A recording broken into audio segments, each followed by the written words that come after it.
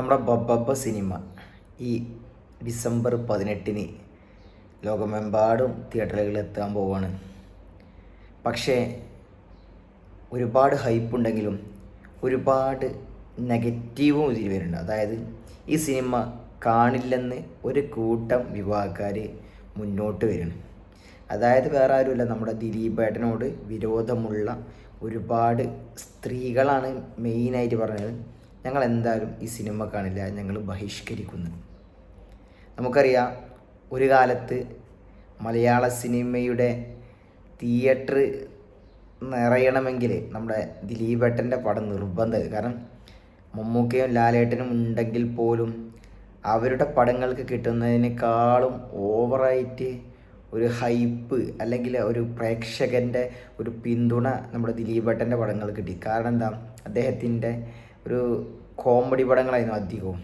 അത് പ്രേക്ഷകർ നമ്മുടെ ഓരോ വിഷമങ്ങൾ വരുമ്പോൾ ഒന്ന് തിയേറ്ററിൽ പോയാലും ഒന്ന് ആശ്വാസമായിട്ട് വരുന്ന ആ ഒരു രീതിയിലുള്ള കോമഡികളായിരുന്നു. അപ്പോൾ അതുകൊണ്ട് തന്നെ ദിലീപേട്ടൻ്റെ പടങ്ങൾക്ക് എപ്പോഴും അന്നൊരു പ്രേക്ഷകനുണ്ടായിരുന്നു. അദ്ദേഹം ആ കേസിൽ ഉൾപ്പെട്ടു എന്ന് അറിഞ്ഞതിന് ശേഷം അദ്ദേഹത്തിന് വന്ന എത്ര നല്ല പടം ആണെങ്കിലും അത് 8 നിലയിൽ പൊട്ടിയ ചരിത്രം ഉണ്ടായിട്ടുള്ളത്.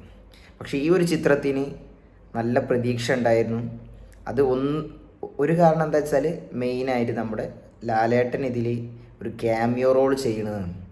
ഒരു ചെറിയൊരു രീതിയിലുള്ള റോളിന് കൊണ്ടുവന്ന ലാലേട്ടനെ ഇതിൽ ഏകദേശം അത്യാവശ്യം നല്ല രീതിയിലുള്ള ഒരു ക്യാരക്ടർ അദ്ദേഹത്തിനുണ്ട്. അതുകൊണ്ട് തന്നെ ഈ സിനിമയുടെ ഹൈപ്പ് വാനോളം പോയി.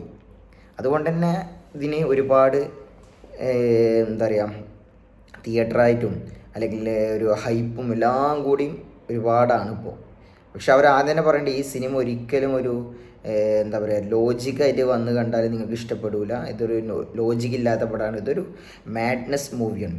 അത് അവർ മുൻവിധിയിലാണ്. കാരണം എന്താ വെച്ചാൽ, ഒന്നാമത് അവർ ലോജിക്കും ഇല്ലാതെ ഈ പടം ചെയ്യണത്. രണ്ടാമത് അതായത് അവർ ഫ്രീ മൈൻഡിൽ നിന്ന് ചെയ്യണ പടമാണ്. അത് പ്രേക്ഷകന് വന്ന് കണ്ടിട്ട് അവന് ഇഷ്ടപ്പെടണമെങ്കിൽ എന്താണ്, ആദ്യമേ ഒരു മുൻകരുതൽ അവരെടുത്തതാണ്. അല്ലെങ്കിൽ പടത്തിൽ പണി കിട്ടുന്ന അവർക്ക് നല്ലോണം അറിയാം. അതിൽ ആരുണ്ടായിട്ടും കാര്യമില്ല. കാരണം ഒരു പാളിച്ച വന്നാൽ മൊത്തത്തിൽ പോകും. പക്ഷേ ഒരു കൂട്ടം ആളുകൾ പറയാണ്, ഞാൻ ഈ സിനിമ കാണില്ല തിയേറ്റർ. ഇനി ഒരാൾ പറഞ്ഞ കേട്ട്, ഞാൻ ഈ സിനിമ എന്ന് മാത്രമല്ല, ഞാൻ 2017 ശേഷമുള്ള ദിലീപേട്ടൻ്റെ ഒരു ചിത്രങ്ങളും കണ്ടിട്ടില്ല, ഇനി കാണുകയുമില്ല. അതായത് എന്താ വെച്ചാൽ, അവരുടെ മനസ്സിലൊക്കെ പുള്ളി ഒരു കുറ്റവാളിയാണെന്നുള്ളത് ഉറച്ചുപോയി. അതിനി മാറ്റിയെടുക്കാൻ പ്രയാസമല്ല. അതുകൊണ്ടാണ് നിങ്ങൾ ശ്രദ്ധിച്ചാൽ മനസ്സിലാവും.